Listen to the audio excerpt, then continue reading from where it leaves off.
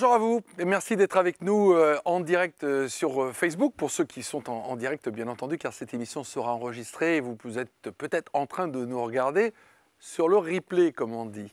Alors, en tout cas, à l'occasion du dépôt de la candidature du Théo, la Super League qui a eu lieu cette semaine, en tout cas le résultat a eu lieu cette semaine, eh bien, on a trouvé intéressant de réunir plusieurs personnalités sur ce plateau que nous avons inventé pour vous, afin de balayer plusieurs thèmes. Parce qu'à l'occasion de cette Super League, on évoquera bien entendu la Super League, mais dans cette émission qui va durer à peu près 60 minutes et dans laquelle vous allez pouvoir intervenir, il y aura 3 autres sujets. On évoquera évidemment le club, où il en est, par les temps qui courent, eh bien lui aussi j'imagine, ce virus et cette crise de manière un petit peu compliqué. Donc on demandera aux personnes dans le travail ce qu'il en est.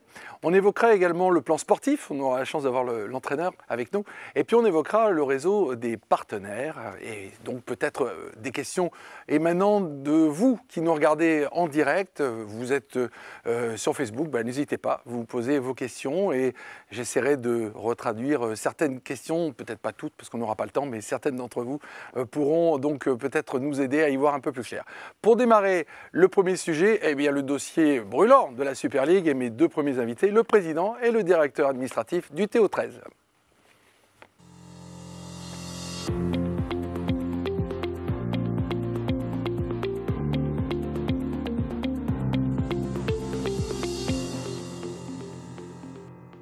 Bonjour messieurs, bonjour Cédric Garcia, bonjour Bernard Sarrazin, merci d'être avec nous. C'est nous qui vous remercions. Bon, alors nous sommes dans une émission un peu spéciale, c'est vrai, montée, j'allais dire, assez rapidement, de manière assez réactive par rapport à ce dossier. Et comme je disais à l'instant, eh bien, si ceux et celles qui nous regardent ont envie de poser des questions, eh bien, ils pourront le faire par mon intermédiaire assez rapidement, puisque j'ai sous les yeux la diffusion et le chat de Facebook. Alors, Bernard, on va commencer avec vous. Rappelez-nous peut-être ce qu'est la Super League et pourquoi c'était intéressant que le TO13 réponde favorablement à ce dossier de candidature.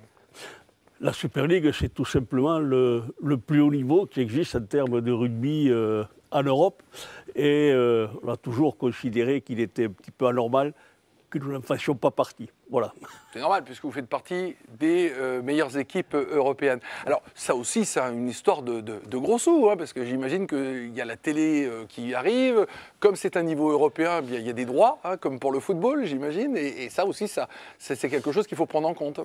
Bien évidemment, c'est sûr que on n'est pas du tout dans les mêmes budgets que dans les autres divisions. C'est sûr que l'appui de la télé nous conforte ensuite dans nos investissements, notamment en termes de joueurs, bien sûr. Bien entendu, parce que c'est comme pour les autres équipes qui jouent en Ligue des Champions, hein, comme ça je fais un petit clin d'œil, comme ça parle à tout le monde, eh bien on n'y va pas avec les mêmes joueurs, on essaie d'avoir des joueurs également de ce calibre-là. Cédric Garcia, puisque vous êtes le directeur administratif, ça veut dire aussi qu'il faut, comme toute entreprise, prévoir, avoir une stratégie, mettre en place un plan d'investissement, des choses comme ça? Oui, tout à fait. C'est vrai qu'en plus, Bernard en a parlé, c'est un Graal pour nous et ça fait de nombreuses années qu'on y travaille. Et donc sur le plan financier, ça nécessitera et ça nécessite une montée en puissance qu'on a déjà entamée. Bon. Alors, ça veut dire également que quand on se prépare à ce dossier, d'habitude, c'est parce qu'on a eu des résultats sportifs au cours de l'année qui nous ont permis d'accéder à ce niveau-là. Pourquoi c'est arrivé là, j'ai l'impression, en milieu d'année, Bernard? Au départ, il y a quand même une volonté, déjà, d'accéder au plus haut niveau. Ensuite, c'est vrai que cette année, il s'est passé quelque chose de très particulier avec la défection de Toronto. Et la RFL a décidé, la Super League a aussi décidé de faire appel à notre club à travers l'appel d'offres auquel, bien évidemment, on a répondu. Ok, la RFL, c'est donc la fameuse ligue la fameuse Ligue anglaise. Ligue anglaise qui, elle, gère la totalité de ces clubs. Donc il y a un club qui a fait défection. Et on se dit, on va le remplacer, donc on fait un appel d'offres et qui veut s'y mettre? C'est ça. C'est ça. Donc ça, vous l'apprenez quand? À peu près, vers quelle période? On a appris ça début novembre, première semaine de novembre. D'accord. Donc voilà. Première semaine de novembre, on vous sollicite, vous mettez en place un staff pour gagner l'appel d'offres, comme toute boîte qui répond à un appel d'offres. Bien sûr, il a fallu faire différentes commissions en fonction des différents sujets à traiter qui nous était demandé à travers ce cahier des charges. Oui, à part que là, on n'a pas le temps, hein, parce que les commissions, d'habitude, ça prend beaucoup de temps. Là, il faut aller vite. Pas beaucoup. On a eu 15 jours, en fait, pour vraiment mettre tout ça sur papier. Il fallait répondre au dossier en 15 jours? À peu près. Et c'est lui qui s'y est collé, Cédric, entre autres? Cédric a fait un travail formidable puisqu'il a managé tout ça, mais également l'entraîneur Sylvain Goulès qui a été fortement impliqué pour la partie sportive, mais aussi des gens comme Patrice Pizzini qui s'est occupé de la partie financière et puis toutes nos équipes qui s'occupent de la com et du marketing au sein du club. Bon, voilà. Alors, sur Facebook, j'ai des commentaires élogieux. Il paraît que vous êtes très beau avec vos vestes en Théo. Vous êtes souriant. C'est pas mal. Déjà, ça part bien. Hein. Bon, continuez. Bon, si Est-ce que c'est les filles? Non. Oui. Par contre, il n'y a pas le numéro de téléphone. Hein, je vous le dis tout de suite. Par contre, si vous avez envie de leur poser des questions, n'hésitez pas. Alors, ok, je comprends qu'il faut réagir très vite, il faut monter un dossier. Comment ça se... sans rentrer trop dans les détails, parce que ça doit être un petit peu abscon, cette histoire, Cédric, ça représente quoi comme réponse, ce dossier? Alors en fait, suite à l'annonce, la Fédération anglaise nous a fourni un cahier des charges qu'il fallait suivre de façon plutôt scrupuleuse. Vous connaissez les mentalités britanniques. Oui, surtout par rapport à nous, surtout. Hein, genre... C'est exactement ça. Et là-dedans, il y avait 4 grands départements, on va dire, 4 grands secteurs. Bien sûr, le sportif, comme l'a dit Bernard, le financier, évidemment, les infrastructures, donc on est plutôt pas mal lotis sur ça, et le marketing développement. Voilà. Donc c'était ces grands axes qu'il fallait développer. On a effectivement monté un groupe projet plutôt restreint parce que vu le timing, il fallait assez vite. Et on a fait une photo de notre club à aujourd'hui et une prévision de ce qu'on espérait avoir notre club en Super League. C'est une démarche comme si on était dans l'entreprise Sarrazin, hein? On peut le dire. Ah, oui. vous ne feriez pas différent, hein, vous feriez pareil. Dites-moi, dans les points forts là, de notre appel d'offres, le rapprochement avec le Stade Toulousain, ça doit être un super point fort. C'est un élément essentiel parce que le Stade Toulousain qui est quand même pas le Stade Toulousain, mais le Stade Ernest Vallon qui est quand même un écrin dans lequel on va jouer, c'est quand même quelque chose d'extraordinaire. C'est une des plus belles pelouses de France en termes notamment sur le plan du rugby. Bien entendu. Bon, et puis à côté de ça, bien évidemment, ça nous oblige aussi nous-mêmes à déclencher des opérations pour faire aussi ce qu'on appelle développer toute notre économie autour de cette infrastructure. Oui, puis j'imagine que la Ligue anglaise doit être très à l'écoute quand vous leur dites on jouera sur le stade mythique ou le stade toulousain, qui eux connaissent, hein, le stade toulousain, même si c'est du 15, la réputation elle est largement dépassée. Donc là, ça doit jouer. Quels autres points forts on a dans ce dossier? Expliquez-moi ça tous les deux. Mais après, le dossier, je dirais le critère qui est aussi très important, c'est que Toulouse, c'est quand même une métropole très importante. Toulouse, c'est 450 000 personnes, mais la métropole, c'est entre 800 000 et 1 million de personnes. Et sachant qu'en termes de rugby à 13, nos spectateurs ou notre zone d'influence dépasse la métropole. Bien sûr, elle touche une bonne partie de la région. Ça les intéresse parce qu'ils se disent que c'est des spectateurs supplémentaires que l'on peut glaner si on va jouer à Toulouse. Donc ça, c'est un point fort d'être la 4e ville de France, bientôt peut-être la 3e. Donc ça doit jouer dans la balance par rapport aux Anglais qui répondent à l'appel d'offres, j'imagine. On a des concurrents qui sont anglais, c'est ça, hein, si j'ai bien compris. Que des Anglais. Que des Anglais, ah bah, comme d'habitude. C'est notre privilège. Oui, mais de toute façon, c'est nos meilleurs ennemis, hein, on le sait bien. Alors, Cédric, qu'est-ce qu'on a d'autre dans le dossier qui vous paraît être, parce que cette année vous étiez quand même très confiant sur ce dossier? Oui, tout à fait. J'ai parlé de 4 axes. Bon, Bernard a parlé effectivement le marketing développement avec la ville, la région, le stade toulousain. On a également vendu quelque sorte un derby fort avec nos amis des Dragons catalans à Perpignan. Oui, parce qu'eux, ils y sont. Exactement. Ouais. Et donc ça pourrait permettre les grandes rivalités, les grands derbys ont toujours permis de faire se développer les sports. C'est clair. Sur l'aspect financier, on a un club qui tient bien la route et qui s'appuie sur, on y reviendra je pense après, sur une forte base de partenaires et de sponsors. Et puis il y a quand même l'aspect principal, vous l'avez dit en introduction, le sportif. Avec des performances sportives sur les dernières années, qui n'ont cessé de s'améliorer et on est tout en haut du championship, de la deuxième division. Bien entendu, bien entendu. Et on est là depuis longtemps. C'est-à-dire qu'on n'est pas les premiers venus, donc on a une réputation et on a des internationaux qui ont joué, j'en recevrai un tout à l'heure, en équipe de France. C'est quand même un club qui a été créé en 1937, donc c'est pas hier. On est d'accord, Voilà. on est d'accord. Donc c'est vrai que tout ça, ça penche en notre faveur. Néanmoins, vous êtes quand même des garçons, et puis tout le staff autour de vous, méfiants. Hein, vous vous dites, c'est jamais gagné d'avance, c'est comme un match, il faut le faire avant de dire victoire. Donc on attend, et vous venez de recevoir, la réponse que vous avez pris de manière un petit peu comme un coup près. Et le jour même, vous n'étiez pas très très joviaux, hein, tous les deux. Hein. Mais ça a été une très grande déception, bien sûr, pour tous ceux qui ont réalisé ce cahier des charges d'une part, mais aussi par rapport à tout notre public, tout le staff, tous nos joueurs, tous les sportifs, parce qu'il y avait une attente très forte depuis des années. Et c'est vrai que l'on pensait pouvoir franchir la marche cette année. Ouais. En tout cas, cette année, vous y croyez et ce lundi, donc ça tombe et ça vous déçoit beaucoup parce que franchement, le dossier tenait la route. Il n'y a pas que vous d'ailleurs qui le dites, hein, ça avait déplacé les limites. Même les Anglais disaient qu'il y a un vrai dossier qui tient la route. Donc pourquoi on a perdu? Est-ce que vous le savez aujourd'hui? On ne le sait pas encore officiellement, mais le président de cette commission, qui est un parlementaire britannique, parce que je rappelle quand même que cette commission était composée de 3 présidents de Super League, de 3 présidents de Championship et comme président un parlementaire qu'on a eu il y a quelques jours et qui nous a promis de nous donner les motivations qui ont fait que ce n'est pas nous et que c'est le club d'élite qui a remporté la palme. On le saura très bientôt. Après. Oui. Après, excusez-moi, il y a quand même des choses que l'on devine. Hein. Il y a quand même une petite part de Brexit là-dedans, pour les problèmes de déplacement et tout. Il y a un problème de Covid aussi. Bah oui, parce aussi que pour des problèmes sanitaires, mais aussi de déplacement, donc très compliqué.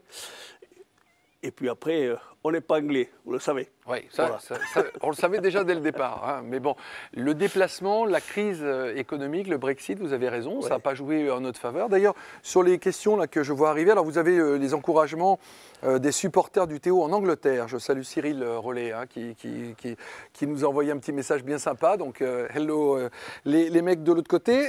Tant pis pour vous, hein, si vous n'êtes pas du bon côté. Mais this is a great deal of support for Toulouse in England. Keep going, guys. See you soon in Super League. Vous avez même des encouragements de la part des Anglais. Et on vous dit de la part de Guillaume, tant qu'il n'y aura pas un diffuseur français qui mette de l'argent sur les droits de télé de la Super League, il n'y aura pas 2 clubs français. Qu'est-ce que vous en pensez? Je ne sais pas. Ça, c'est des affirmations un petit peu gratuites. Le langage des Anglais, il est clair par rapport à ça. Hein. C'est sûr que si demain on est capable de générer de la diffusion de télé, les portes vont nous être encore au plus grande ouvertes. C'est clair, parce que vous parlez de Toulouse, 4e ville de France, bientôt 3e. Là, je vois des Anglais qui vous suivent. Il y a un grand beau jour de Namur en Belgique, d'un supporter de longue date du Théo, Alain Collin. Salut la Belgique. Vous voyez, grâce à Internet, on a du monde un petit peu partout dans le monde qui nous suit et qui vous encourage. Donc on a dépassé les limites de Toulouse, là. On a vraiment des gens qui vous supportent. Ça doit vous faire chaud au cœur, même si Absolument. ça vous attriste. Mais on parlera de l'avenir tout à l'heure, en dernière partie de cette émission, parce que j'ai envie qu'on termine quand même sur des notes positives. Et il y en a, vous m'avez promis, même des surprises. Vous tiendrez? Peut-être. Peut-être. Mais je vous le dirai qu'à la fin. Vous avez raison, c'est un très bon teasing. Bon, en tout cas, l'idée de créer le Toulouse Olympique 13 et 15, ça c'est une question également Facebook, c'est pas mal, c'est-à-dire qu'au stade des 7 deniers, on a le 13 et le 15 qui sont réunis, et là je trouve ça une idée intéressante, c'est Louis qui nous dit ça, c'est génial de partager le même stade, merci le stade toulousain et longue vie au stade des rugby entre guillemets. Vous qui avez fait du 15, Cédric Garcia, ça ne vous pose pas de problème, loin s'en faut. Je vois que vous avez travaillé, Yann. Non, bien sûr, je veux dire, ça ne pose pas de problème, surtout à nos présidents qui se sont rapprochés et qui ont mis en place avec l'aide des collectivités ce partenariat. Et c'est vrai que d'investir le stade Ernest Vallon, pour nous, c'est, comme on l'a dit tout à l'heure, c'est une énorme opportunité. Et ce rapprochement avec le stade toulousain, ce partenariat avec le stade toulousain, il trouve son écho dans de nombreux secteurs, que ce soit au niveau, bien sûr, du partage de l'installation, mais aussi des services administratifs administratif, des entraîneurs qui ont fait des entraînements en commun. Donc oui, c'est un partenariat très sympa, très novateur.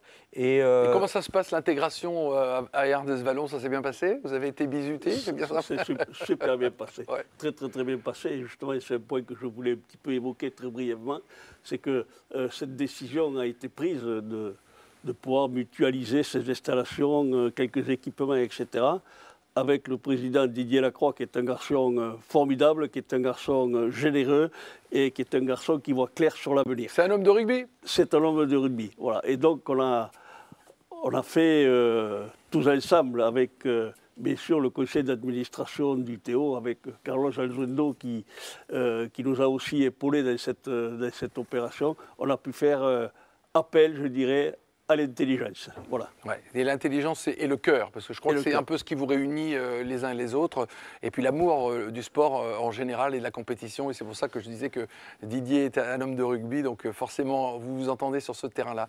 Bon, maintenant qu'on n'a pas gagné, je préfère dire ça plutôt que perdu, on n'a pas gagné ce coup-ci, c'est quoi l'état d'esprit maintenant? Qu'est-ce qu'on fait, Président? Qu'est-ce qu'on fait, Cédric? Après la déception du premier jour, je dirais de la première nuit, le lendemain matin, cette déception, elle avait disparu. Elle avait disparu, bien évidemment, chez nous, qui avons préparé ce dossier, mais elle avait aussi disparu, à mon grand étonnement, au niveau du staff sportif, hein, qui la veille était accroché à leur écran pour avoir les nouvelles de Skype, pour savoir si ça le faisait ou si ça ne le faisait pas. Donc très déçus eux aussi. Et le lendemain matin, il n'y avait plus de déception. Il n'y avait plus de déception parce que ça y est, on a embrayé sur la saison suivante, qui va être très importante pour nous. On aura sans doute l'occasion d'en reparler. Bien entendu, on va parler d'avenir, mais Cédric, ça veut dire que tout cet argent qu'on a éventuellement prévu de mettre sur des nouveaux joueurs, par exemple, pour les faire venir, pour jouer la Super League, qu'est-ce qu'on fait de cet investissement? On fait une croix dessus? On le dirige d'une autre manière? Comment ça se passe? En fait, on avait quand même, vous avez parlé tout à l'heure de la gestion d'une société, mais là on rentre quand même dans ce genre de réflexion et on avait envisagé les deux options. On ne pouvait pas se permettre de mettre tous nos œufs dans le même panier.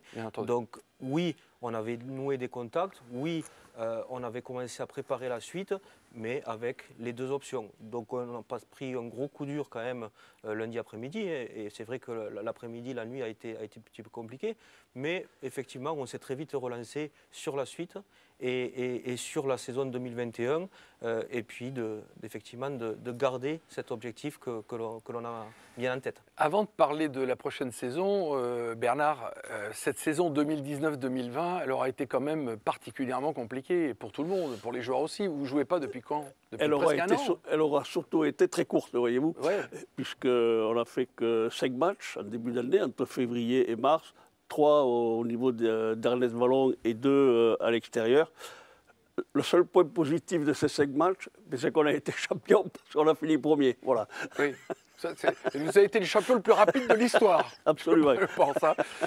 Mais ça veut dire que vous reprenez le prochain match quand, alors, là, au niveau des délais? Alors, le prochain match, probablement, nous le saurons a priori le début janvier. Ça devrait être autour de la première semaine d'avril, vraisemblablement. Ah oui, donc oui. Dernière de mars ou première d'avril. Ça veut dire que les joueurs n'ont pas touché un ballon en compétition depuis un an? Absolument. Pas tous, puisque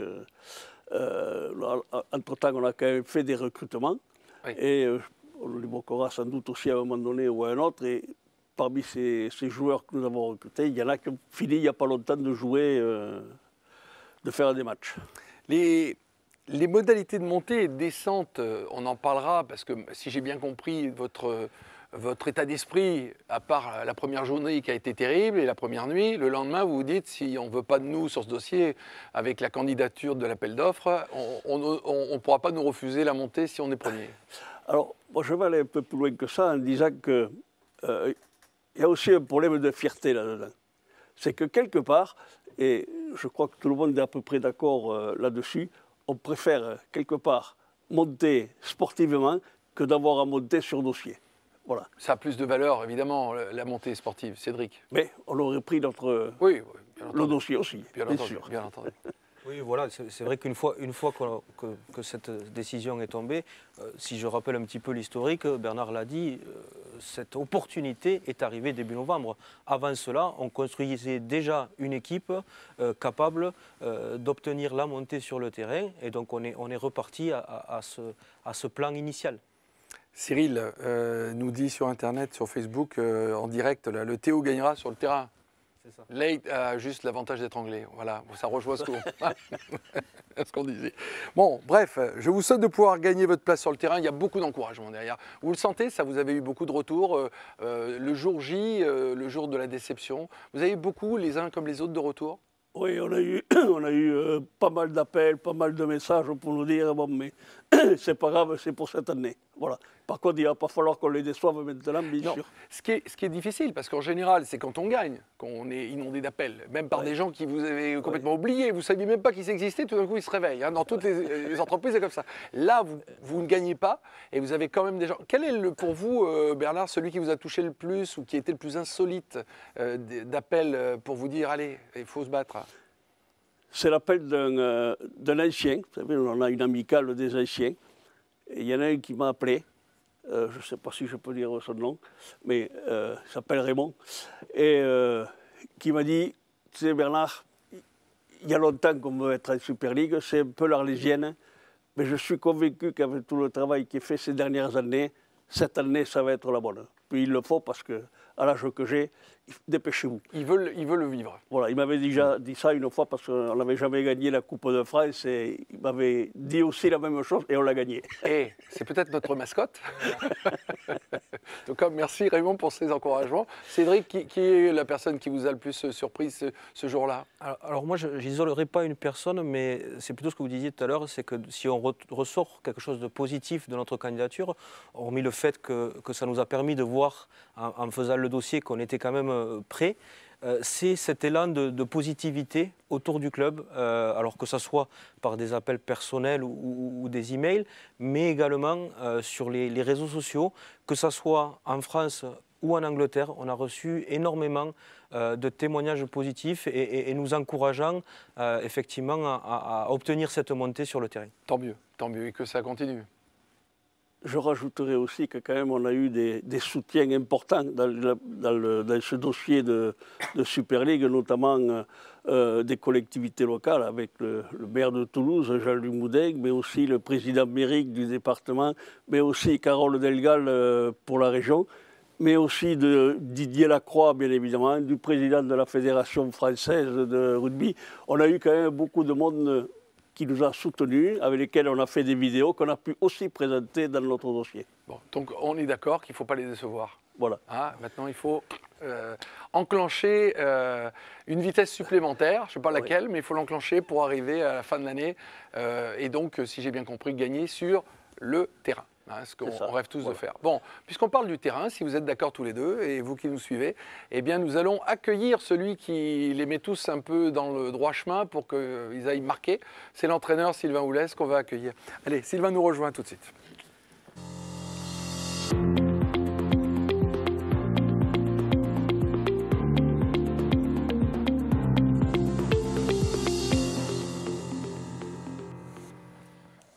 Sylvain Houlès qui est avec nous. Bonjour Sylvain, merci. Bonjour Yann. Merci de nous avoir rejoints parce que vous avez quitté l'entraînement il y a quelques heures, le temps de manger rapidement sur le pouce. Ouais, on a l'habitude. Et vous avez l'habitude. Bon, vous suivez ce que disent Bernard et Cédric depuis tout à l'heure.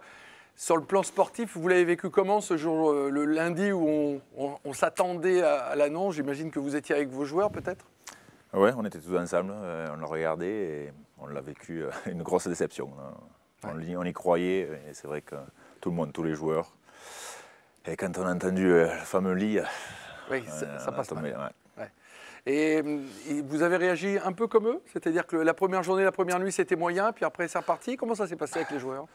Non, moi j'ai envie de dire que c'était les nuits avant qui étaient compliquées. Ouais. C'était l'attente qui était compliquée de savoir si c'était nous, si ça allait être nous ou pas. Et dès qu'on a entendu, bon, c'est sûr que on a pris un gros coup de massue, mais après, en tant qu'ancien sportif, en tant que coach maintenant, pour moi, on savait où on allait maintenant. On se prépare toujours à cette éventualité. Exactement. Même si on préférait l'autre. Et de savoir, c'était important. Il y a une délivrance quelque part. Exactement. Bon. Maintenant, on savait, c'était pas nous. Il faut le gagner. Je ne sais pas si vous me direz tout, et puis je ne suis pas là pour ça, moi, je ne suis pas le monsieur Scoop, hein, on s'en fiche, hein, on n'est pas sur une chaîne de télé. Mais ce que j'aimerais savoir, c'est ce que vous avez surtout envie de dire. J'imagine que quand on se prépare financièrement à monter en Super League, ça passe aussi un peu par le sportif, et donc c'est peut-être vous qui vous y collez pour essayer de contacter des joueurs et leur dire si on monte en Super League, tu nous rejoins. Ça faisait partie, ça fait partie de mon boulot d'anticiper tout ça. C'est vrai qu'on avait contacté beaucoup de monde. On avait tout sur papier, on avait tout de planifié pour être en Super League. Vous en aviez combien de calés? On avait 5 noms de calés. On avait des noms dans le staff. On voulait tout améliorer un petit peu. Donc j'avais pris des rendez-vous, on s'était vus, on s'était rencontrés, on avait tout planifié, on avait des pré-contrats. C'est-à-dire qu'on signe un contrat comme si c'était, avec une clause, j'imagine, qui fait que si vous n'êtes pas en Super League, le contrat s'annule. C'est ça? C'est ça. D'accord. Donc ça montre beaucoup de confiance aussi au niveau des joueurs, parce qu'on en a eu des joueurs comme ça, on en avait quelques-uns qui avaient signé. Et c'est quand même, en termes de confiance par rapport à notre club et à notre situation, c'est beau, je trouve. Après, annoncer ces joueurs que maintenant, ça tombe à l'eau. Ils l'ont su en même temps que vous. Hein. Mais est-ce que ça a été compliqué de les motiver de venir à Toulouse, ou c'était plutôt un avantage? Non, parce que la situation, quand je vous dis que c'était conditionné à la Super League, ça montre vraiment leur motivation de vouloir jouer pour nous. Bien sûr. On a beaucoup de joueurs qui sont intéressés par Toulouse, par la ville, par le pays, par les différentes cultures et par ce qu'on fait aussi sur le terrain. Puis parce qu'on est un pays de rugby, de cocagne et de rugby, donc les gens le savent à travers la planète rugby qu'ici on vit, on respire et on est rugby. Avant d'être Airbus, presque, on est rugby. Hein. Ouais, c'est ça, donc voilà, c'est vrai qu'on attire pas mal de joueurs et donc voilà, c'était une dure journée ce lundi, mais... Bon, vous aviez une double peine, vous, parce que, évidemment, sans faire de mauvais jeu de mots, pardon, parce que je la fais sans vouloir, hein, une double peine, parce que vous aviez évidemment la peine et la tristesse de vos joueurs, mais vous avez la vôtre également, parce que vous avez expliqué à l'instant que vous aviez tout mis en œuvre pour qu'ils viennent, certains d'entre eux de calibre. On a le droit de citer certains noms ou pas du tout Non. Non, on n'a pas le droit. C'est interdit? Non, Même si je demande gentiment, non, j'aurais pas, d'accord, ok. Non, puis bon, c'est pas grave. Puis bon, on ne veut pas les mettre en porte-à-faux. Après, il y aura une petite surprise après, peut-être. D'accord, ok. Et vous arrêtez pas de me parler de surprise. Vous avez intérêt à tenir vos engagements, vous, par contre, parce qu'eux, ils nous regardent. Je vous prends un témoin. Hein, je vous prends un témoin. Donc, vous avez votre peine également en tant qu'entraîneur, d'être triste. Et vous avez celle des joueurs qu'il faut remotiver. Vous vous occupez de laquelle en premier? Oh non, les joueurs. Ouais. Qu'est-ce que vous leur dites? Vous faites une causerie là aussi? Très vite fait, parce qu'on a tout vite éteint l'ordinateur, on a vite éteint Sky. Bon, le mot, ça a été on le gagnera sur le terrain. Ah, tout de suite? Tout de suite. Ça, c'est vachement bien. De suite. C'est vachement bien. Vous attendiez ça des joueurs? Les joueurs, bon, après, on s'est vite quitté quand même. Et ça a été le lendemain. Le lendemain, on a fait le meilleur entraînement depuis notre reprise. Et les joueurs, j'ai vu dans leur regard qu'ils étaient vraiment très remontés et qu'ils auront cette énergie pour vraiment travailler encore plus dur, je pense, et le réussir sur le terrain. Ça doit vous rendre fier, parce que les messages, vous n'avez même pas besoin de les surenchérir et ils les ont, quoi. Non, c'est très... Dès que j'ai vu que quand on arrive, on se dit tous bonjour, et dans leurs yeux, ils avaient vraiment ce regard d'aller le chercher sur le terrain. J'ai l'impression que c'est même presque un mal pour un bien. C'est-à-dire que cette déception, elle va peut-être les booster un peu, comme quand sur un terrain, on prend un carton qu'on ne méritait pas et ça nous remotive, non? Oui, mais après, bon, ça dépendra que de nous, de nos actions. Ouais. On fera de sorte que ce soit un mal pour un bien. Mais ça sera par nos actions. Ça veut dire que cet état d'esprit, cette émotion là que vous avez sentie dans le vestiaire, vous allez la répercuter à chaque avant-match pour le rappeler? On s'en servira à des moments clés, je pense. Ouais. À des moments précis, oui. D'accord. Pas à chaque match, on n'aura pas besoin. C'est un joker, donc on l'utilise que quand on en a besoin. Bon, maintenant, on voit que Bernard le disait, la reprise, elle n'est pas pour tout de suite, hein, ça va être encore un peu longué. Comment on s'occupe là pendant ce laps de temps qui est interminable? Comment on arrive à motiver les joueurs parce que le manque de compétition doit être pesant. Il est, mais bon, il tardait aussi de reprendre parce que ça fait 8 mois, ça faisait 8 mois avant qu'on reprenne, qu'on n'ait pas vu les joueurs, qu'on n'a pas entraîné les joueurs, donc il fallait reprendre. Alors l'intersaison va être longue, ça va durer peut-être jusqu'à début avril, on a encore 3 mois, mais il le faut. Il y a tellement, on reprend à zéro. La course, les passes, les contacts, la technique de plaquage, donc il y a beaucoup de travail. Pour le moment, on a 6 nouveaux joueurs, donc par rapport à notre modèle de jeu, c'est quand même, voilà, il y a pas mal de choses à apprendre. On prendra le temps et on va faire qu'on soit vraiment au top quand on va reprendre. Ouais. Impacté par le Covid, vous avez eu des cas? Des résiduels un petit peu au début. Maintenant, on est testé tous les lundis. Pour le moment, on touche du bois. Toucher du bois, toucher du bois, c'est du bois. Ça fait toucher du bois. Faut pas que ça tombe. Question sur Internet. Combien de joueurs dans le groupe pro? Est-ce que le recrutement est terminé? Quels jeunes joueurs feront partie du projet? Pour le moment, 23 joueurs pro. Peut-être, on verra un de plus peut-être dans quelques jours. Des joueurs pour le moment qui m'intéressent bien dans l'équipe Broncos, c'est des joueurs qui ont déjà fait des matchs de championship, c'est Pierre-Jean Lima, Hugo Peuzet et Maxime Garcia.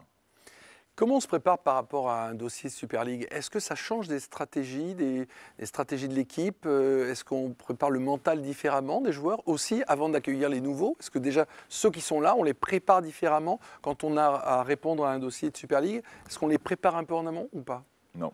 Aucune. Pour nous, c'est pareil. Que ce soit Championship ou Super League, on n'entraînera pas plus dur. Il faut gagner, quoi, point. Voilà, on est là, comme dit Cédric, il y a 8 semaines, on a signé pour le Championship, on sait ce qu'il nous faut, comment on doit préparer l'équipe pour le Championship, et on aurait préparé l'équipe exactement pareil en Super League. Après, voilà, c'est là où je vous parlais, on recrutait un petit peu dans le staff pour nous amener d'autres petits éléments, pour être un peu plus dans les détails, dans la recherche, et nous aider aussi au niveau du montage vidéo, donner un peu plus d'outils aux joueurs. Mais après, en termes, maintenant, au niveau où on est avec le staff, on sera exactement pareil. En tout cas, on a de plus en plus de téléspectateurs qui nous suivent en direct là, donc c'est super. Merci pour toutes ces informations à chaud, si j'ose dire. Un petit mot peut-être, Bernard, sur Sylvain et sa participation au dossier et puis à la continuité de ce club qui, par manque de matchs, c'est vrai, est un peu compliqué à tenir l'état d'esprit et la motivation. En dehors du dossier, moi je voudrais surtout le remercier, mais je ne voudrais pas le faire rougir ni lui faire baisser les yeux. Mais Sylvain est un garçon formidable. Je crois que ça fait la 9e saison que l'on va faire, 8e, je ne sais plus, 8e saison que nous allons faire ensemble. Et chaque saison, on a progressé. On se comprend bien dans nos discours. On avance bien ensemble. Moi, je sais ce qu'il veut. Et à côté de ça, il connaît bien l'objectif du club. Il ne nous reste plus qu'à mélanger tout ça et puis à faire monter tout le monde. Voilà. Ouais. Et je dirais qu'en plus, il a cette capacité, ce talent de savoir parler. On disait dans un film qu'il y en a un qui parlait à l'oreille des chevaux, lui, il sait parler aux crampons de ses joueurs, je peux vous le dire. Ouais. Voilà. Ce qui n'est pas gagné quand même. Hein. C'est pas gagné quand même l'histoire, hein, parce que je ne sais pas si vous voyez l'image, moi je la vois bien. Parler à des crampons, moi je m'en méfierais quand même. Dans tous les cas, à leur tête. Cédric, un petit mot sur Sylvain. Ah ben Sylvain, c'est vrai que déjà, rapidement, c'était un excellent joueur qui a évolué, qui a évolué en Super League, très très jeune. Et ensuite, en tant qu'entraîneur, sa progression a été fulgurante, son apprentissage, c'est quelqu'un qui n'a pas peur de se remettre en question. Et je pense que son staff est à son image aussi. Et la vérité d'aujourd'hui n'est pas celle de demain. Ouais. Et je pense que ça, c'est une preuve de grande intelligence. Et Sylvain l'a. Et effectivement, Bernard l'a dit, Sylvain a des qualités de management avec ses joueurs qui sont hors normes. Et c'est ce qui fait sa force aujourd'hui. Sans parler de l'aspect jeu, où son jeu, le jeu qu'il prône est très spectaculaire. Et je pense que autant les spectateurs français que d'outre-Manche reconnaissent la patte de Sylvain sur le jeu de l'équipe. Et c'est quand même extraordinaire. Ouais, je garde ça comme image. Sylvain, vous avez une patte. Il va falloir que je leur donne le champagne. Hein, non, mais c'est pas. Non, là, c'est pour la négociation du prochain contrat. C'est pour quand? On se serre la main, nous. Ah, à l'ancienne alors. Ah, dites, ça c'est un état d'esprit chez vous. Hein. Ça, c'est vraiment bravo. Hein. Bon, écoutez, en tout cas, a very professional presentation from a classic club. Maybe Toulouse should skip Super League and go straight into the NRL. On vous dit. Stephen Brady qui vous dit ça. Ah oui. Voilà, donc vous voyez, vous Bonjour, avez Steve. outre-Manche des gens qui ont vraiment envie que vous alliez. Oui, parce que vous savez en plus présenter les choses. Regardez, vous êtes équipé comme les plus grands clubs, avec le blazer, avec le logo. Hein, Comme un sac, mais pareil, comme les grands clubs européens. On est un grand club. Non, mais à la télé, je veux dire, les mêmes. Voilà. D'accord, merci, Yann. Hein, en tout cas, merci Sylvain. Vous traduisez ça évidemment aux joueurs, peut-être que certains nous regardent d'ailleurs en ce moment. Ils nous regardent? Ah, je sais pas, mais c'est à vous de me le dire. Ah, mais, Mais attendez. je vais les rejoindre après. Donc, Oui, coach, on t'attend. Ah, mais voilà. Mais voilà. Voilà, Écoute, ils nous je regardent. vais les rejoindre puisque bon, ils ont, à leur initiative, on se rejoint en ville. On va distribuer des couvertures un petit peu et des repas aux sans-abri. Donc j'ai trouvé que c'était une super initiative. Sur leur denier perso? Ouais, exactement. Bravo. Ouais. Champion du monde, les mecs. Hein. Vous n'êtes pas champion d'Europe encore, mais vous êtes champion du monde dans nos cœurs. Hein. C'est super. Bravo en tout cas. Et vous traduisez auprès des joueurs, évidemment, tout ce qu'on vient de nous dire. Merci en tout cas beaucoup, Sylvain, d'avoir fait ce crochet. Et puis, bonne continuation. Merci. Hein. Vous aussi. Et puis, see you soon, hein. Ouais. Hein, comme les Anglais disent. Hein. Allez, merci. On va accueillir maintenant les réseaux des partenaires, après Sylvain. Les réseaux des partenaires, parce qu'eux aussi comptent dans la vie d'un club. Carlos Aldano et Xavier Pache nous rejoignent.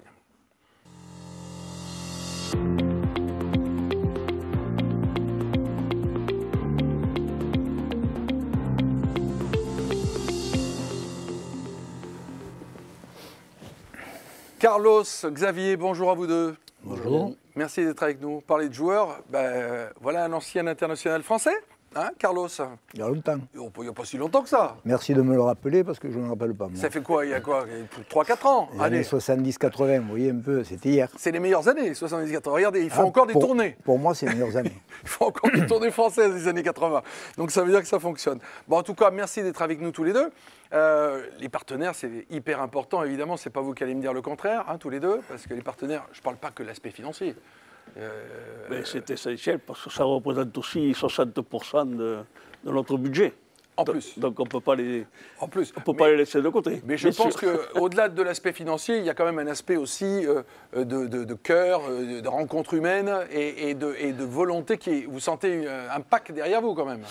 Bien sûr. Bon, Carlos qui est à l'origine de cette table ovale dont on a fêté les 24 ans, je crois, ou 25 ans. Bientôt. Il n'y a pas très longtemps. Il va vous en parler 1000 fois mieux que moi parce que c'est sa passion, c'est sa vie. Mais les partenaires, vous me dites que c'est aussi une histoire d'hommes et de femmes qui sont derrière vous. On est bien d'accord, Cédric? Absolument. Hein? À 110%. Et c'est vrai qu'on ressent, dès qu'on a besoin d'un petit coup de main, que les partenaires répondent présents, hormis l'aspect financier que vous en avez parlé, c'est vraiment très très important d'avoir cette fidélité et cette implication de nos partenaires. Donc on les remercie grandement, on en profite pour les remercier grandement au travers de cette émission. C'est clair. Alors, Carlos et Xavier, tous les deux, d'abord tous les deux, j'ai un petit clin d'œil à vous faire parce que le premier des deux réseaux, c'est la table ovale, donc il y a quelques années en arrière, on ne va pas le vieillir parce qu'il va nous en vouloir à force de le vieillir. Hein. Donc il y a quelques années en arrière, mais il faut dire qu'il est né comment ce réseau de la table ovale? Par nécessité. Hein. Le club était en difficulté, il fallait trouver une formule qui fasse que on ne soit pas, disons, les partenaires ne soient pas là que à cause des résultats. Et donc, il a fallu créer un club à l'anglaise, quoi. C'est-à-dire que le partenaire, il était plus supporter. Après, à charge pour le club de créer les conditions de retour sur investissement. Ouais. Et puis, il y avait quand même un état d'esprit dès le départ, c'était la convivialité. C'est-à-dire qu'on venait pour passer un bon moment entre nous. C'est la base. Hein. D'abord, c'est l'esprit du club. Parce que si... si tous on s'investit dans le club, c'est parce que ce club, il a transmis des gènes, des valeurs, et ces valeurs, c'est la base, c'était la convivialité. Et sans la convivialité, je pense qu'aujourd'hui, il y a très longtemps, que la table ovale n'existerait plus, et que je ne m'en occuperai plus. Ouais. Et ça, c'est fort quand même d'avoir gardé cet état d'esprit. C'est-à-dire qu'à aucun moment, l'argent a pris le dessus. Non, c'est ce qui est formidable avec les partenaires, c'est qu'en fait, c'est la relation humaine, ils donnent. Mais en plus, quand on les ressollicite, ils redonnent, majoritairement. Et quand je dis ils redonnent, c'est sans contrepartie. Et ça, c'est quelque chose qui est encourageant quand on est dirigeant, quand on est investi dans le club à tous les niveaux. Franchement, ça vous surmotive, quoi, parce que les choses dans un club, c'est toujours difficile. Ce C'est n'est clair. jamais simple. C'est clair. Et alors, chronologiquement, après est arrivé un deuxième réseau de partenaires, dont Xavier Pache est le coprésident, qui s'appelle le TO13 Business Club. Je n'ai pas dit de bêtises. Ouais, hein. tout à fait, exactement. Ouais, d'accord.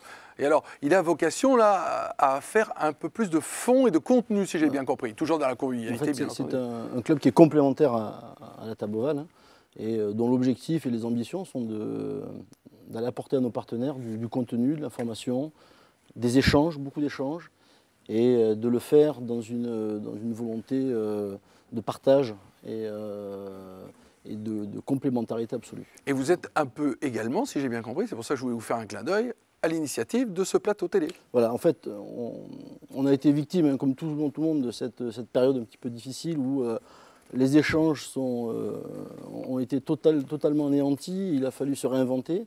Et donc dans ce cadre-là, on a trouvé des bons moyens de relayer les échanges avec les partenaires, avec les réseaux sociaux. Et on s'était dit aussi que profiter d'un plateau télé et de pouvoir échanger au travers du Web TV, c'était un argument complémentaire qui montrait aussi que le club était un club innovant et qui allait de l'avant, quoi. Ah, c'est plus qu'innovant parce que je connais peu de clubs en France et je peux élargir le sport, hein, que ce soit même dans le rugby à 15, dans le foot ou dans d'autres sports, le basket et autres sports professionnels, où il y a deux clubs de partenaires avec cette complémentarité dont vous parlez tous les deux. C'est assez rare en fin de compte. Carlos, vous en connaissez d'autres, vous ?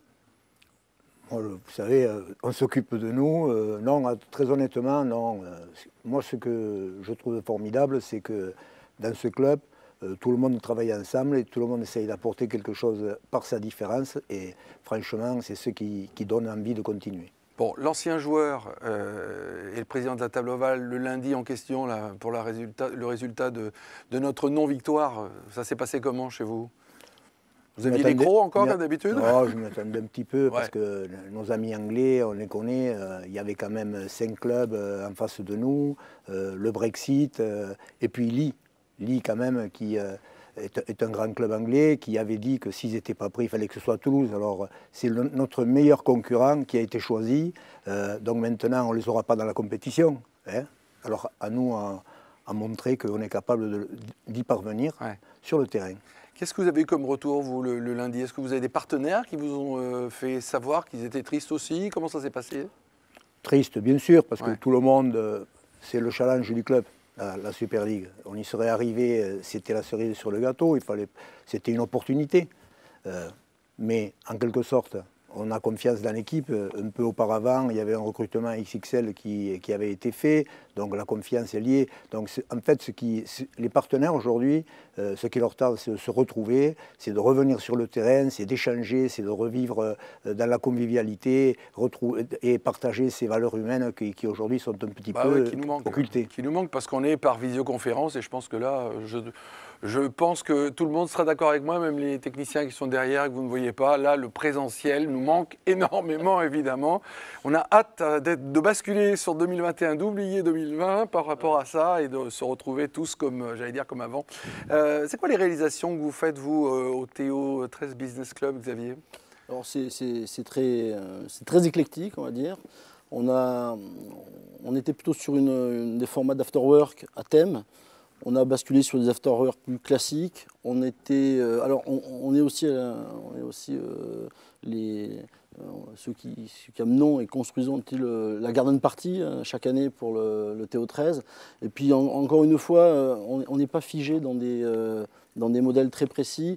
On reste agile, il faut rester agile, je crois aujourd'hui, c'est le maître mot. Et donc là, on est toujours à l'écoute des partenaires parce que c'est eux qui font vivre le club, mais c'est eux aussi qu'il faut satisfaire dans le cadre du business club. Et donc on les écoute et en fonction de ce qu'ils nous disent, on adapte des modèles. Voilà. Ouais. Alors je voudrais d'ailleurs à ce titre remercier tout le bureau du TO13 Business Club, qui est essentiellement constitué d'ailleurs de salariés, de chefs d'entreprise qui prennent sur leur temps, donc qui donnent beaucoup de temps au club. Et excusez la coprésidente Alexandra Bouloc qui pour des raisons professionnelles n'a pas pu être là aujourd'hui, mais tout le club, tout le bureau est derrière moi. D'accord. Et il parlait de garden party et d'agilité. C'est là où je vous ai vu de manière très agile sur scène, Bernard, si je me souviens bien. Hein, vous nous avez montré que vous aussi vous aviez une patte, si j'ose dire. C'est ça? Merci. Hein, c'est ça? Merci. Oui. Hein, du coup, Ouais. je l'ai mouché, il ne parle plus. Du coup, ouais. Les fans des Brésiliennes, c'est ça que vous voulez dire? Oui, Yann? c'est ça. Ah, d'accord, C'est ça. ok. Il y avait une ambiance chaleureuse. D'ailleurs, Cédric, ça, c'est ce qui nous attend peut-être dès qu'on va pouvoir se revoir d'ici peu en présentiel, j'espère. On verra par rapport à l'avenir ce que vous avez prévu, mais j'espère que c'est un peu ça qui Ben, nous attend.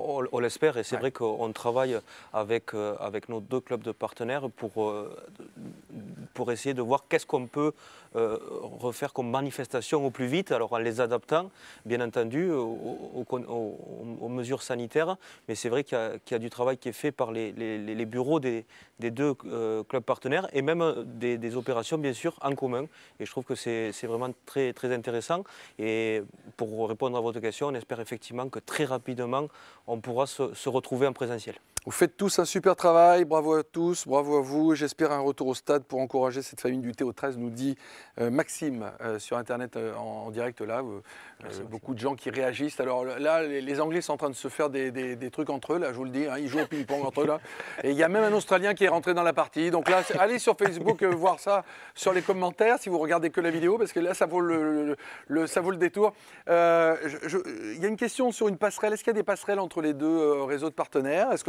Comment ça se passe entre vous 2? Il y a de fait une grande synergie. Un grand club, c'est des institutions dans lesquelles les synergies entre les différentes entités du club sont les plus fortes. Donc oui, évidemment, et la table ovale reste de toute façon le réseau, et Carlos t'en parlera mieux que moi, mais le réseau toulousain le plus en vue, avec le plus grand nombre de partenaires historiques. Donc derrière, nous, on profite aussi de cette dynamique-là pour réinventer la partie purement business. Qu'est-ce qu'on fait en 2021, Carlos, pour s'inventer? Ben déjà, après le premier confinement, on s'est réinventé parce que la table ovale, c'est comme le club, c'est de l'humain avant tout, et l'humain, ça avait disparu. C'était le no man's land, alors on a beaucoup travaillé sur le site internet, créé un site internet, et derrière surtout, on a essayé d'innover en faisant des présentations de partenaires par vidéo, et tout à l'heure, avec le bureau, nous allons encore réfléchir, nous avons une visioconférence tout à l'heure. Il a remercié son équipe, je ne peux qu'en faire de même parce que sans équipe on n'est rien. Et franchement, par les temps qui courent, la chaleur humaine, ça apporte beaucoup. Les prochains les retours en physique, vous y avez déjà pensé? Vous avez déjà une date éventuelle dans votre esprit ou une période de l'année pour laquelle on va pouvoir se revoir comme avant? Février, optimisme, mais avril, sûrement. Enfin, Entre février et avril, quoi, la période, hein, c'est ça? Je pense qu'on sera nombreux. On a déjà les événements qui sont prévus, maintenant il ne reste plus que les portes s'ouvrent. Ouais. Quels sont les retours d'ailleurs des partenaires qui peuvent plus se voir physiquement? Qu'est-ce qu'ils vous disent, à part on en a marre, on veut se revoir? Est-ce qu'ils vous donnent des idées? Est-ce qu'ils vous motivent? Est-ce qu'ils vous encouragent? Comment ça se passe? Ou alors ils sont eux aussi touchés par la crise et du coup ils sont dans leur coin? Il y a de tout, mais vraiment la chose principale, c'est qu'il leur tarde qu'on se retrouve. Ouais. Qu'ils soient en difficulté ou que ça fonctionne bien, vraiment, ils ont besoin, parce qu'en fait, c'est l'ADN de la table ovale et du club aussi.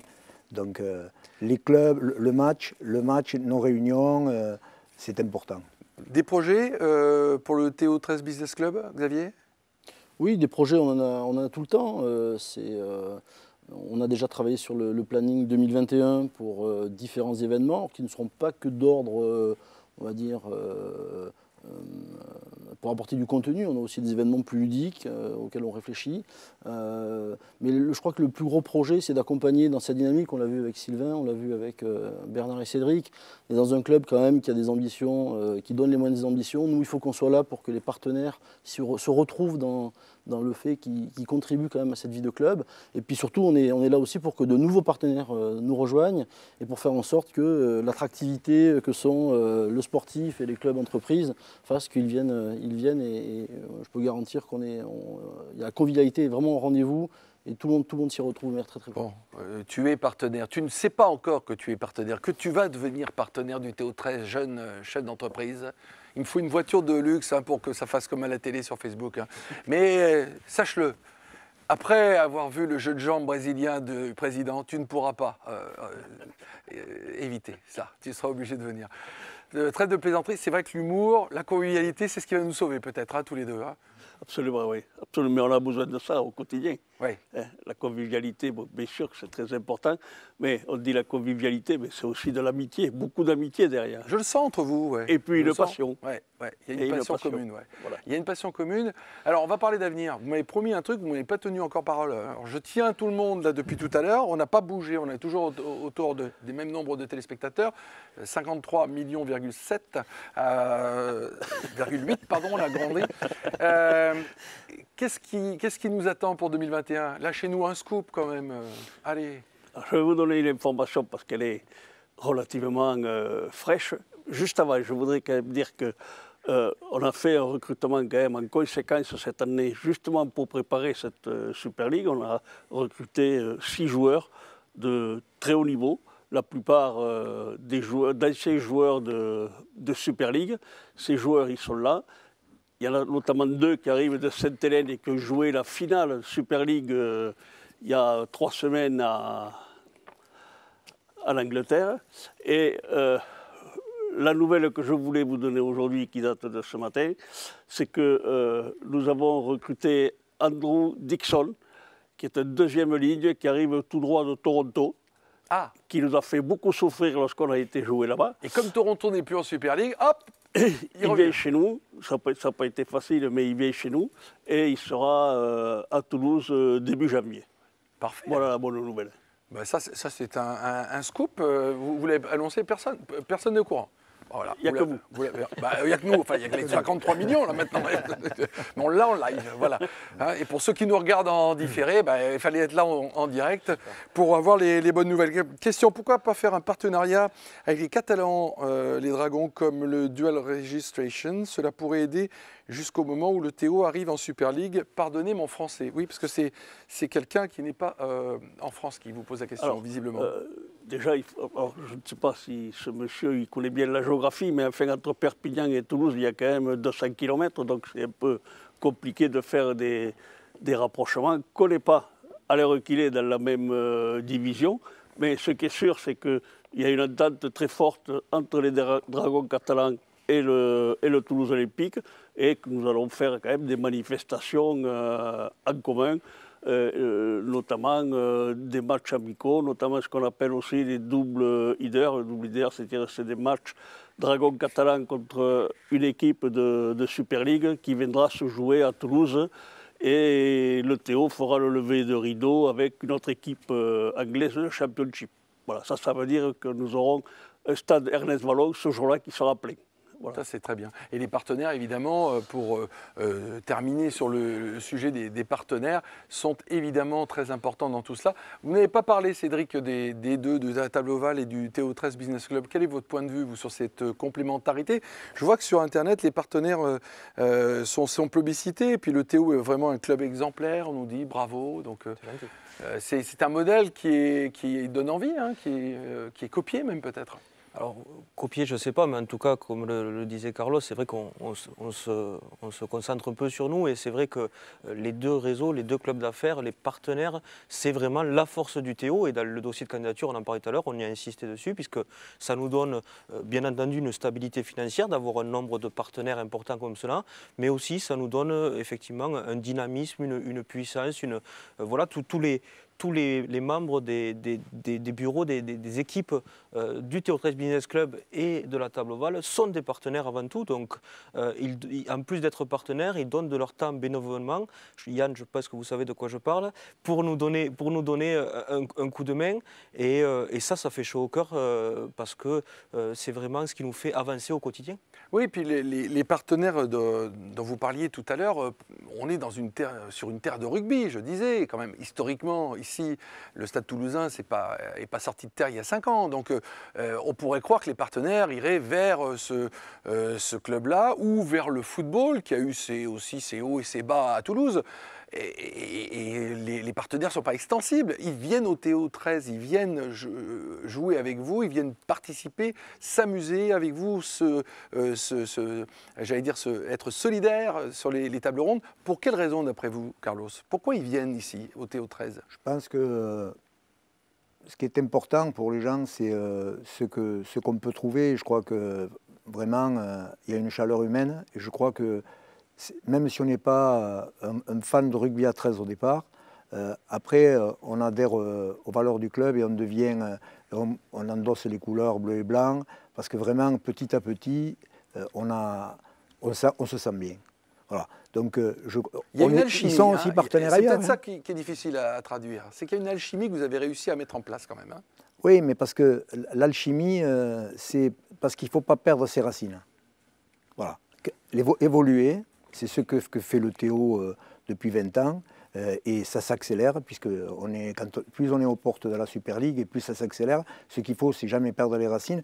Et c'est ça qui fait que les partenaires restent et même continuent à venir, parce qu'ils retrouvent des choses qui se perdent peut-être ailleurs, en sachant que nous, on a beaucoup de chance, on est sur une terre de rugby, et que nos relations avec le Stade Toulousain n'ont jamais été conflictuelles de tout temps. Vous aimez le sport tous les deux, donc c'est pour ça. Et les partenaires viennent vers vous, Théo 13 Business Club aussi, assez facilement quand vous les démarchez, quand vous leur parlez du Théo? Oui, parce que le Théo, c'est une histoire. Le Théo, c'est une histoire, c'est un club qui est ancré. Alors moi, je suis en plus, je ne connaissais pas bien le 13 avant d'arriver au club. J'étais plutôt 15iste. Et je reconnais qu'il y a quand même une dynamique dans ce club. Et puis le fait que le Théo a une vraie existence à Toulouse, alors que manifestement, souvent on parle du Stade Toulousain, c'est pas vrai. Le Théo est très, très ancré au niveau de Toulouse. Et donc les partenaires, oui, viennent, bien sûr, ils viennent. Et nous, on a le devoir d'être les héritiers de l'histoire, mais surtout les acteurs de l'avenir. Voilà, c'est des ambitions qui sont fondamentales. Et ça, je pense que les partenaires s'y retrouvent, parce que tous nos partenaires sont des entreprises qui sont contraintes à devoir se poser des questions, surtout en ce moment, et se réinventer. Donc on s'inscrit totalement, je pense, dans leur façon de voir les choses. Bon, alors si vous nous regardez, que ce soit en direct ou en replay ou sur un réseau social quel qu'il soit, parce que cette émission elle peut être vue évidemment différents jours après le direct et sur des réseaux différents. Si vous avez envie de contacter la Table Ovale ou le Théo 13 Business Club, parce que vous voulez être partenaire, parce que vous voulez passer un bon moment, vous voulez faire une table ronde, bref, vous voulez les aider le club et passer un bon moment. On leur donne quoi comme lien, la Table Ovale et le Théo 13 Business Club? Il y a des sites internet, tous les réseaux, du Facebook, du site internet. Le site internet, le site internet du Théo 13, c'est ça? Et puis après, hop, vous naviguez dedans et vous allez tomber sur et les deux, la Table Ovale et le Théo 13 Business Club. Exactement. Merci à vous deux d'être venus, vous restez avec nous parce qu'on termine quand même avec une conclusion. Alors merci pour le scoop. Donc on rappelle pour ceux qui viennent d'arriver, on ne sait jamais, il y a des retardataires, ils mangeaient, ils étaient en retard, bon bref. Qui nous rejoint? Andrew Dixon. Vous avez fait un gros chèque là. Si, oui. Quand vous toussez comme ça, c'est que vous faites un gros chèque en général. C'est ça. C'est du facile à passer. Aussi. Et il sera là donc début janvier. Oui. Très bien. C'est un beau bébé de combien de kilos? C'est un gars qui fait 104 kilos. Voilà. Mais 1m20. Donc il est bien. C'est un cube quoi. Wow. Cédric, il ne veut pas de joueur plus grand que lui. C'est ça. Ça, c'est le côté de Funès, dessous. J'avais rien demandé. Rien. Ça s'était bien passé jusque-là, Yann. Non, là, franchement, on a été nickel. On était pas mal. Il ne faut pas gâcher la fin, c'est ça? C'est ça. Bon, on n'a pas parlé, et je voulais les garder pour la fin, des administratifs. Parce qu'il y a des gens qui sont ni dans le monde sport, ni dans les réseaux, mais qui sont, on les appelle vulgairement les petites mains, j'aime pas ce mot-là, moi je préfère la force active, celles qu'on ne voit pas, ceux qui sont derrière et qui aident le club parce qu'on leur demande d'aller vite, d'être toujours pour hier. Qu'est-ce qu'on peut... On a besoin de les motiver, eux? Ce sont les forces vives du club, puisque c'est eux qui, toute la semaine... et le week-end, lorsqu'il y a des matchs, assure toute la gestion en termes d'organisation, de problématiques, etc. Ils gèrent ça du matin au soir. Toute la partie communication également. Et sont des gens formidables qui ne comptent pas leurs heures et qui sont toujours disponibles. Voilà. On ne les voit pas, ils sont là et c'est grâce à eux que ça fonctionne bien. Cédric? Oui, Bernard a bien résumé. On a une équipe vraiment, une équipe administrative fidèle, dévouée, dédiée. Et je pense qu'on peut faire un petit coucou. Thomas, Lucas, Isabelle, Virginie, Patrice.